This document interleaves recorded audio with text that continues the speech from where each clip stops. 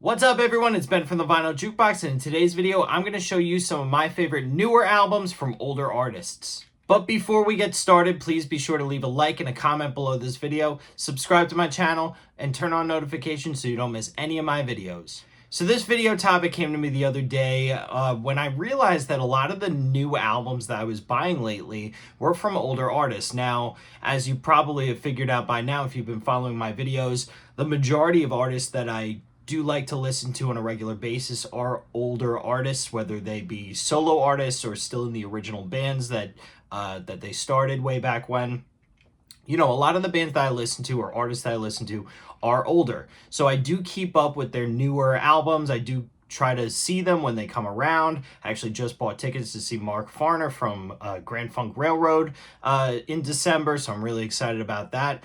But like I said, I try to keep up with older artists, with their new music, because I feel like it does fall under the radar a lot, and it really doesn't get as much credit as it deserves, because a lot of these artists are making music that is as good, if not better, than what they made before. So without further ado, I'm going to show you guys some of my favorite newer albums from older artists.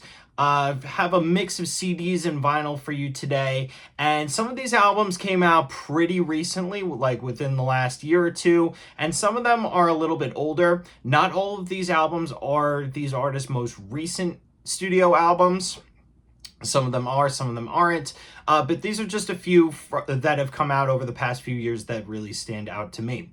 So I wanted to get started with the CDs. First and foremost, Van Halen fans, this one's for you. We have Van Halen's A Different Kind of Truth. This one came out in 2012. I actually saw them on this tour, and this was their first reunion album, actually only reunion album, with David Lee Roth after they got back together in 2007 for a tour. They came back again for another tour in 2012 with this new album.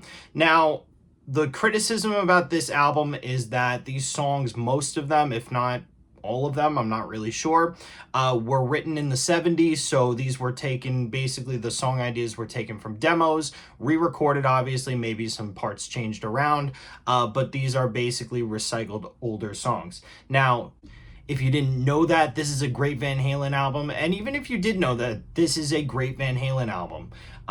What's missing is obviously Michael Anthony, the bass player's vocals, but you still get fantastic backing vocals from Eddie and Wolfgang Van Halen, who took over on bass guitar for that tour and for tours after that.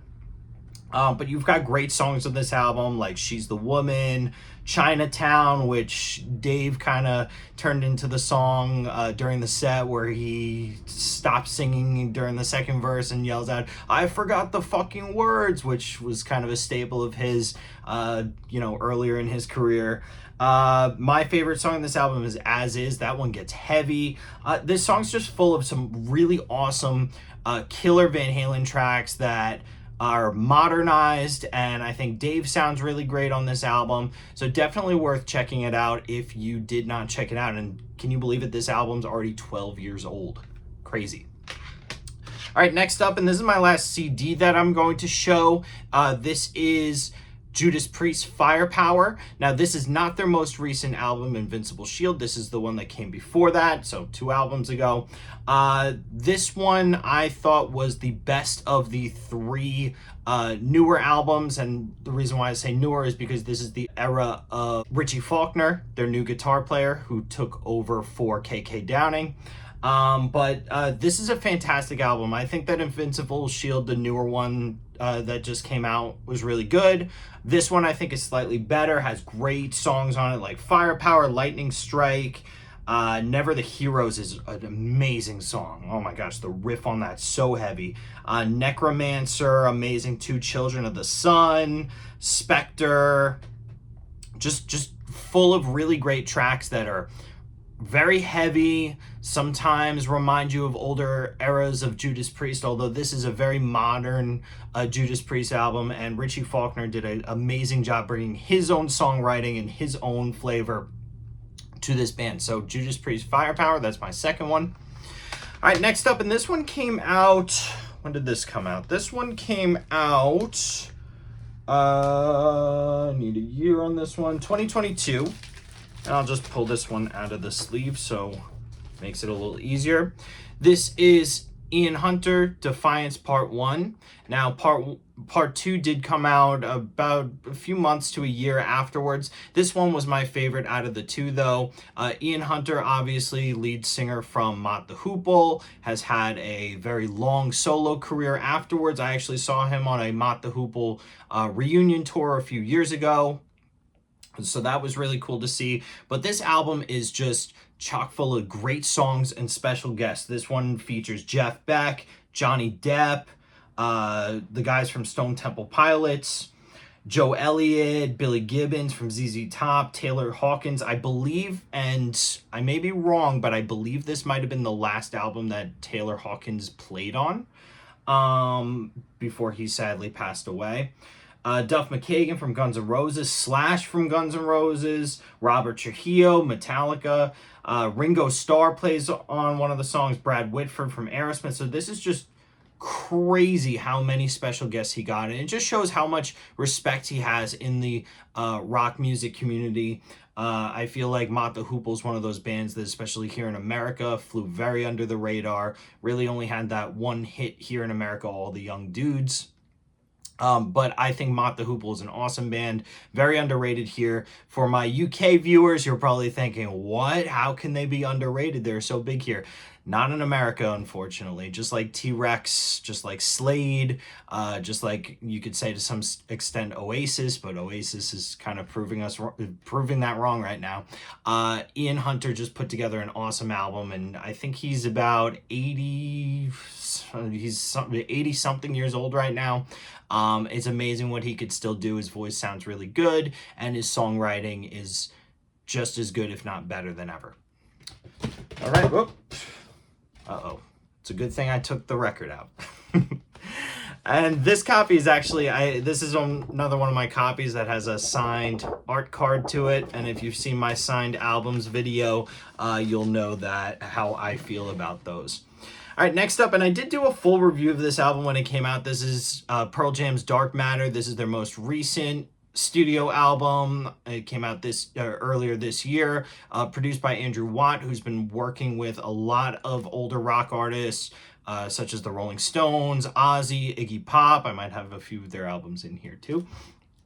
But I think that this album was really good, full of great songs like the title track Dark Matter. Running was an amazing song. Wreckage, I keep hearing that on Sirius XM, and I know that they're releasing some sort of special version of a couple of these songs for Record Store Day. But I thought this was a really awesome album. I was upset that I couldn't see them on the most recent tour. You had to win a lottery to be able to buy the tickets, and the resale was insane. So I did not get to see them. Hopefully at some point I will get to see them, but just an amazing modern sounding album. Eddie's voice sounds incredible. I think the songwriting was really great on this album. Like I said, full review, I've done that before. I'll put a link to that below in case you're interested in really me going into detail about my thoughts on that album. So this one was difficult. Metallica, I chose to go with 72 Seasons, their most recent studio album. But really, I've loved their last three studio albums, Death Magnetic, Hardwired to Self-Destruct, and this one, 72 Seasons. The reason why I went with this one maybe is because it's more fresh in my mind. I do love Death Magnetic too. That's probably a close second to one of my favorite newer albums from older bands. But I thought that 72 Seasons was awesome. I think that James's vocals sound a lot better on this album than on Hardwired, and on Death Magnetic for that matter. Just full of great songs too. Screamin' Suicide was great. What else? Too Far Gone was an amazing song. You Must Burn, Lux Eterna with the lead track. Just a really great studio album. I know that they got a lot of blowback for the cover. I don't mind it too much. It would have been cool if it said Metallica across the top, but really doesn't really matter to me. I got the website exclusive, really cool yellow and black splatter. Just an amazing album. I saw them last year on this tour where they did 2 nights at MetLife Stadium, no repeats, no repeat openers, and these new songs came across really well with the older songs. That's really how I judge a lot of these newer albums, is when I see the band live, how do these songs compared to the older songs when they're played live back to back. And I really thought that these worked really well with some of Metallica's really big hits and classic songs. So 72 Seasons, check it out if you haven't. All right, next up. And this one is not his most recent studio album, but this is one of my favorites out of the ones that he has released recently. This is Neil Young and Crazy Horse's Barn.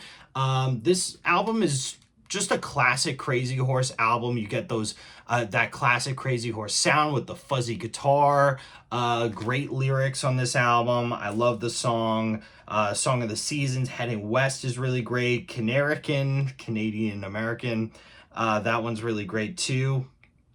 What's another one that I thought? Shape of You is a really good song as well. This album I actually heard bits and pieces of it first through a documentary that Neil Young released on this album. And it's available to watch for free on YouTube, so definitely check it out. It's an amazing, I don't remember how long the documentary is. It might be about an hour long, but it's an amazing documentary about the making of this album and him basically recording the whole thing in a barn in Colorado.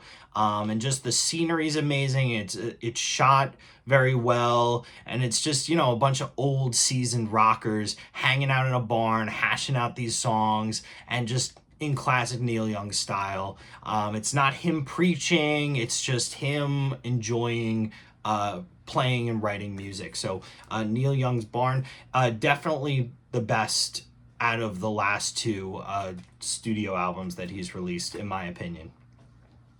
All right, next up, and this one came out a few years ago, but it is this band's most recent studio album. I want to get the year right on this one. This came out in 2020, just like I thought, and this is AC/DC's Power Up. I feel like this album did not get the attention that it probably should have because it did come out during the height of the pandemic. Really cool gatefold there. But I thought that this album was the best of AC/DC's more recent studio albums. This album is pretty short in runtime. I don't remember off the top of my head what the runtime is, as I just try to get this back in the plastic here. I probably shouldn't do this on camera because you guys don't want to see that. But I'll show you guys right now. This is the yellow vinyl exclusive from their website. There we go, got it back in. But just a really great album. Nobody really knew how Brian Johnson was going to sound after he had the problems with his ear and he wasn't able to tour anymore. So nobody knew if that would affect him with his recording. And I think he sounds better than he has in a long time on this album. Much better than the album before this, Rock or Bust. I think the songs are really great on this album. I think it's classic AC/DC. If you're looking for something new and crazy and I've never heard this before, this is definitely not the album because this is an AC/DC album. And AC/DC, I think, is best when they're not trying to reinvent the wheel and they're just doing what they do. All right, next up. This one came out last year. This is Iggy Pop's Every Loser, again produced by Andrew Watt. He's been really big on bringing out the classic sound of a lot of these older artists. But I think this is Iggy Pop's best studio album in a long time. It's very hard rocking. It's not his slow droning indie stuff that he's been doing a little bit. I thought that this one has some true rockin' songs on it. Reminiscent of Stooges at times as well. It's got some great special guests on it. I believe Duff McKagan plays on this one as well. I think Dave Navarro plays on a track too. Don't remember the other special guests, but this is just a phenomenal album. Just looking at the track listing, I'll point out a few tracks that I really like. Frenzy was the lead track. That one's just a killer kick-ass punk song. Strung Out Johnny, a very danceable, kind of reminiscent of late 70s kind of disco kind of song, but I love it. Modern Day Ripoff, just basically a Stooges song, but with Iggy Pop's name on it. It sounds awesome. Neopunk, a punk song. All the Way Down is another fantastic song. But I love this album. I think that Iggy needs to stay on this sound. This is really his bread and butter. This is where he sounds best. This version that I got came with a signed poster, so I love that. I have to find a way to hang that up because that's just too cool. I love getting artists that I really admire signatures for sure. I did a signed album video. I think I mentioned that earlier in this video, but definitely check that out too.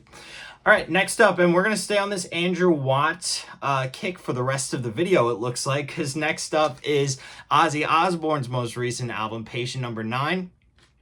Again, produced by Andrew Watt. This one featured some special guests such as Jeff Beck, one of Jeff Beck's. I think Jeff Beck did this. I think this album came out actually before he died.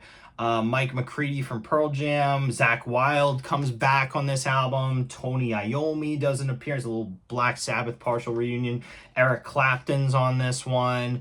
Just Zakk Wylde's on a lot of tracks on this one, and I think that's what makes this really so good. I think that Andrew brought the absolute best out of Ozzy on this album. Now, Andrew Watt produced Ozzy's previous album, Ordinary Man, but I thought that this one was so much better. Songs like Parasite, songs like One of Those Days with Eric Clapton, No Escape From Now, excuse me, Degradation Rules, Mr. Dark. There's just a ton of great songs on this album, and I don't know what they did to get Ozzy to sing so well, but I think that Ozzy sounds great on this album. I know he's been going through a lot of health issues, and even his age definitely shows on the album cover, but I don't really care what they did. I think he sounds awesome, and I love hearing Ozzy when I can.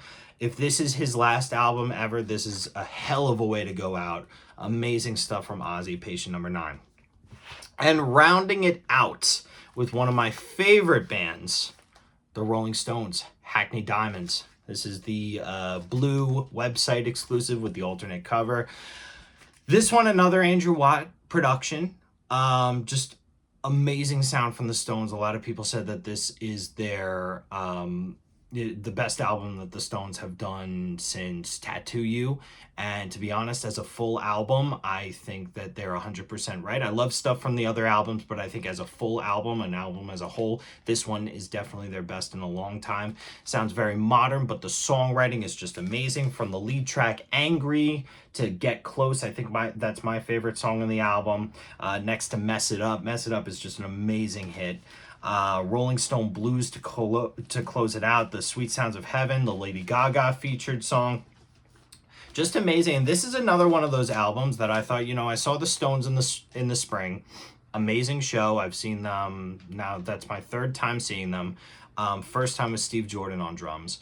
But I have to say that the new songs definitely stacked up well with the older songs. It's tough with the Stones because they have a hard time putting newer songs into their set because they've just got so many hits, and they already play for 2 hours as it is, which is amazing for a band of that age. But, it's just amazing how well those songs sound with the rest of their music.